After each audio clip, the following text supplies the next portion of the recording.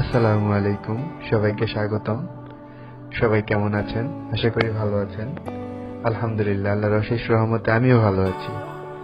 তো আমরা রওনা দিয়েছি এখন সীতাকুণ্ড বাজার থেকে নাপিতাছড়া ঝর্ণার উদ্দেশ্যে।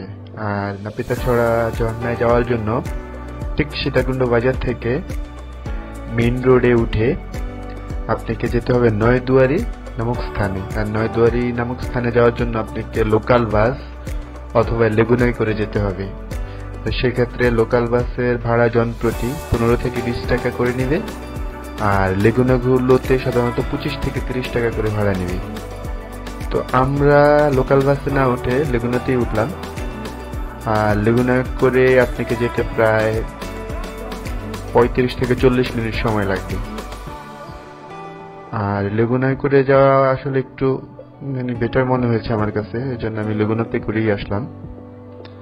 আর ঠিক নয়দুয়ারি নামক স্থানে নামিয়ে দিলে আপনি সেখান থেকে জাস্ট লোকাল সিএনজি অথবা টমটম ভাড়া পাওয়া যায়। হ্যাঁ, এই নয়দুয়ারি নামক স্থানে নেমে জাস্ট রোডটা পার হলেই আপনি টমটম অথবা একটা সিএনজি রিজার্ভ ভাড়া করতে হবে। এখানে 2 কিলোমিটার রাস্তা, সেক্ষেত্রে সিএনজি ভাড়া জনপ্রতি 20 টাকা করে, মানে 5 জন গেলে 100 টাকা ভাড়া পড়ে। আর যদি আপনি তার থেকেও বেশি হয় সেক্ষেত্রে আসলে আপনার ভাড়া পড়বে টমটমে 150 থেকে 200 টাকার মধ্যে। আর এরকম একটা রেল লাইন পেয়ে যাবেন আপনারা। রেল লাইনটা পার হয়ে আপনাকে ওই পাশে যেতে হবে। আর রেল লাইন পার হয়ে ওই পাশে গেলে আসলে এরকম গ্রাম্য পরিবেশে খুবই সুন্দর মনোরম পরিবেশে মানে মাঝখান দিয়ে আপনার রাস্তাটা চলে গিয়েছে। তো এই রাস্তা ধরে আপনাকে 2 কিলোমিটার টমটমে করে অথবা সিএনজি করে যেতে হবে, অথবা অনেকে এটা আসলে পায়ে হেঁটেও আসে। আপনি চাইলে পায়ে হেঁটেও আসতে পারেন। তো ঠিক এখানে এসে আপনি টমটম অথবা সিএনজিতে করে নামবেন। নামার পরে এখানে এরকম একটা দোকান দেখবেন, একটা রেস্টুরেন্ট আছে, চাইলে খাবারের অর্ডার করে যেতে পারেন। ফেরার পথে আপনি খেয়ে নিতে পারেন। চাইলে এখান থেকে লাঠিও ভাড়া নিতে পারেন। আবার যারা অ্যাংলেট পড়তে চান, এখানে অ্যাংলেটও ভাড়া পাওয়া যায়, চাইলে অ্যাংলেটও নিতে পারেন। তো যাই হোক, আমরা মূল ট্রেকিংটা শুরু করেছি। এখান থেকেই মূল ট্রেকিং শুরু হয়ে গিয়েছে। আর এই মূল ট্রেকিং যেখান থেকে আপনি শুরু হবে সেখানে আপনি একটা ঝিরি পথের দেখা পাবেন। মূলত এই ঝিরিপথ ধরে আমাদেরকে যেতে হবে। আর নাপিতাছড়া যে ঝর্ণাটা, এটা মূলত একটা ঝিরিপথ। বিশাল একটা ঝিরিপথ। এই ঝিরিপথ ধরে আপনাকে মোটামুটি 30 মিনিটের মতো হেঁটে যেতে হবে। তবে আশা করি 30 মিনিট পথ আপনি হাঁটবেন, আপনার কাছে মনে হবে যে আপনি পৃথিবীর সবচেয়ে সুন্দর একটা রাস্তা দিয়ে হাঁটতেছেন। আর যাওয়ার পথে এরকম আমরা দুটো সাপ কেউ এগুলোকে মেরে ফেলছে এরকম দেখতে পেলাম। যাই হোক, তো আমাদের ট্রেকিং শুরু হয়ে গিয়েছে। এবং এই ট্র্যাকটা আপনি সবচেয়ে সুবিধাজনক বুদ্ধি হলো আপনি জিরিপথ ধরেই হাঁটবেন। হ্যাঁ, ডানে বামে কোনো দিকে যাবেন না, আপনাকে জিরি ধরেই যেতে হবে। তাহলে আপনি মূল ট্র্যাকে হাঁটতে পারবেন। হ্যাঁ, কারণ এই জিরিপথ ধরেই আসলে মূল ঝর্ণার দিকে রাস্তাটা চলে গিয়েছে। তো এই পথটা চেনার সবচেয়ে সহজ উপায় হলো জিরিপথ ধরেই হাঁটা। আর এই জিরিপথ ধরে আপনি যখন হাঁটবেন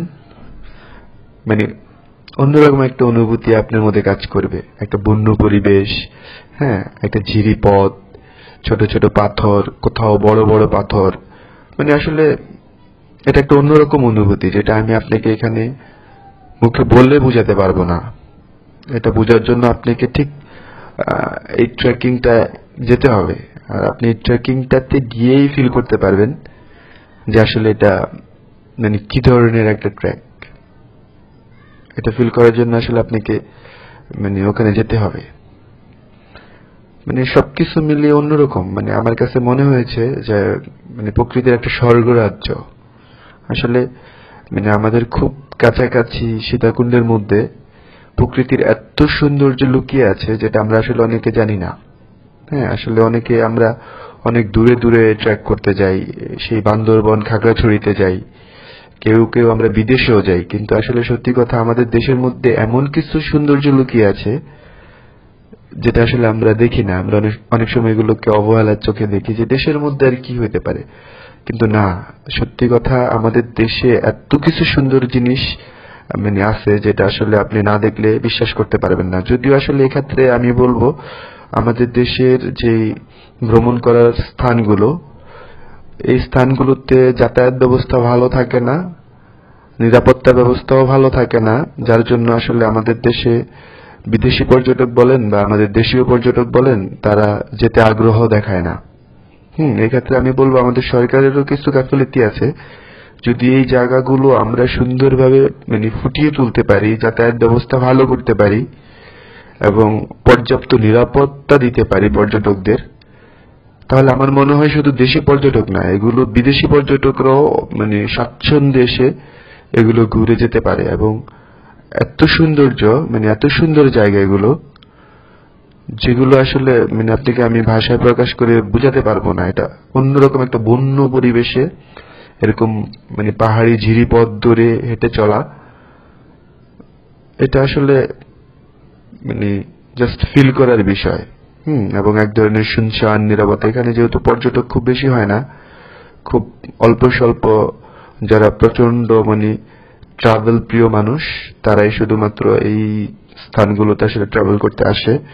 এবং এখানে ট্রাভেল করতে আসলে যেহেতু আপনাকে দীর্ঘ একটা সময় ট্রেক করতে হবে এবং পায়ে হেঁটেই সম্পূর্ণ রাস্তাটা আপনাকে যেতে হবে। এখানে আসলে প্রায় 3-4টা ঝর্ণা আছে এবং এই পুরা ঝিরিপথটা ট্রেক করে যেতে আপনাকে প্রায় 2.5 ঘন্টা থেকে 3 ঘন্টার মতো সময় ব্যয় হবে। তো এই সময়টাতে আসলে এরকম একটা বন্য পরিবেশে যেহেতু আপনাকে দীর্ঘ একটা সময় থাকতে হবে, তো ওরকম আসলে মানসিক প্রস্তুতি প্রয়োজন। যারা মানসিকভাবে ওরকম স্ট্রং, তারাই শুধুমাত্র আসলে এই রাস্তাটা ট্র্যাক করতে পারে, আদারওয়াইজ সবাই পারবে না। আর আমি আপনাদের জন্য বলবো যে প্রয়োজনীয় পানি এবং শুকনো খাবার আপনারা সাথে রাখবেন, যেহেতু দীর্ঘ একটা সময় আপনি প্রায় এই ট্রেলটা শেষ করতে আপনাকে 2.5 ঘন্টা থেকে 3 ঘন্টা সময় লেগে যেতে পারে। তো এই দীর্ঘ সময়টা যেহেতু আপনি এখানে আর কোনো রকমের খাবারের দোকান বা অন্য কোনো খাবারের ব্যবস্থা নেই, তো আমি মনে করি সাথে কিছু শুকনা খাবার এবং পর্যাপ্ত পরিমাণ পানি সাথে রাখা ভালো। এই যে ছোট ছোট ঝর্ণা বা ঝিরিপথ দেখতেছেন, এগুলো আসলে এখন শুকনার মৌসুম, এই জন্য আসলে এগুলোতে পানি কম। আপনি বর্ষাকালে আসলে এগুলো আরো ভয়াবহ রকমের সুন্দর হয়ে যায় এবং এখানে পানির স্রোতটা অনেক বেশি থাকে, ঝর্ণাগুলো অনেক পানির ফ্লো অনেক বড় হয়ে যায়। তো তখনকার সৌন্দর্য আসলে অন্যরকম। তো যেহেতু আসলে আমরা ওরকম পরিবেশে আসলে ট্রেক করার মতো এখনো মেন্টালিটি আমাদের তৈরি হয়নি, তো যার জন্য আমি আসলে শুকনা মৌসুমে আসলাম। তো আসলে শুকনা মৌসুমের সৌন্দর্য একরকম আর বর্ষা মৌসুমের সৌন্দর্য অন্যরকম। তবে বর্ষা মৌসুমে আসলে আপনাকে আরো বেশি স্ট্রাগল করতে হবে। তো প্রথমে আসলে যে আপনি এই ঝর্ণাটা পেয়ে যাবেন, এই ঝর্ণাটা আসলে খুব সুন্দর একটা ঝর্ণা। এটা যদিও খুবই ছোট, আমরা আরো বড় বড় ঝর্ণার কাছে যাব, ভিতরে গহীনে আরো অনেক বড় বড় ঝর্ণা আছে, তো সেগুলোও দেখবো। জাস্ট এটা হলো প্রথম ঝর্ণা। তো প্রথম ঝর্ণাতে আমরা আসলে একটু হাত মুখ ধুয়ে একটু জাস্ট দেখতেছি আসলে এই ঝর্ণাটা। যদিও এখন পানি কম এই ঝর্ণাটায়, তবে বর্ষার মৌসুমে এই ঝর্ণাটাতেও প্রচন্ড পানির স্রোত থাকে, যেটা আসলে বর্ষাকালে না আসলে আপনি বুঝতে পারবেন না। এখন শুকনা মৌসুমেও পানি আছে, তবে সেটা পরিমাণ একটু কম। আর এই ঝর্ণাটা ঠিক বাম পাশ ধরে আপনি উঠে গেলে হলো ঝর্ণার উপরে উঠতে পারবেন। আর এই ঝর্ণার উপরে উঠলে আপনি আসলে এই যে ঝর্ণার উপর থেকেও আপনি সৌন্দর্যটা উপভোগ করতে পারবেন। আমরা যেহেতু আরো ভিতরে যাব, আরো গহীনে যাব, আরো ভিতরে আরো 2-3টা ঝর্ণা আছে, সেগুলো আমরা দেখব। তো এজন্য আমরা বাম পাশ ধরে উপরে উঠে গিয়েছি। আর এই উপর থেকে আসলে এই ঝর্ণার এই যে নিচের ভিউটা ঠিক দেখতে এরকম ছিল। দেখেন ছোট ছোট পাহাড়ি ছেলে মেয়ে তারাও আমাদের সাথে সাথে উপরে উঠতেছে। আসলে তারা এখানে উঠে অভ্যস্ত, এই জন্য তাদের জন্য জিনিসটা অত কষ্টকর না, যেটা আমাদের জন্য আসলে অনেকটাই কষ্টকর। তো যাই হোক, আমার মনে হয় যদি আপনার মানে ট্রাভেলের প্রতি আগ্রহ থাকে তো এই কষ্টটা আসলে কিছুই না। এই সৌন্দর্যের কাছে এই সামান্য কষ্টটুকু মানে কিছুই মনে হবে না আপনার কাছে। মানে এখানে এত সৌন্দর্য লুকিয়ে আছে যেটা আপনি নিজের চোখে না দেখলে বিশ্বাস করবেন না।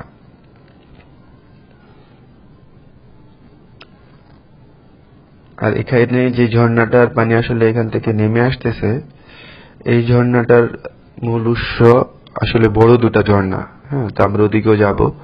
আর এই ঝর্ণাটার উপরে উঠলে আপনি দেখতে পাবেন ওদিকে আরেকটা ঝর্ণা, মানে এটা আসলে একটা কি বলে কুয়ার মতো এখানে। হ্যাঁ, একটা বড় কুয়ার মতো তৈরি হয়ে গেছে, আর ওখান থেকে এই ঝর্ণা আরেকটা ঝর্ণা দিয়ে পানি নামতেছে। তো যদিও এখন পানির স্রোতটা খুবই কম, বাট বর্ষাকালে এই ঝর্ণাগুলো অনেক ভয়াবহ রকমের হয়ে যায়, অনেক বেশি পানির স্রোত থাকে এগুলোতে।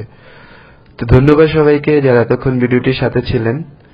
আর আশা করব পরবর্তী ভিডিওগুলো আপনারা দেখবেন, কারণ পরবর্তীতে আমরা আরো গভীর অরণ্যে যাব, আরো বড় বড় কিছু ঝর্ণা আপনাদের সাথে দেখাবো, আপনাদের সাথে শেয়ার করব।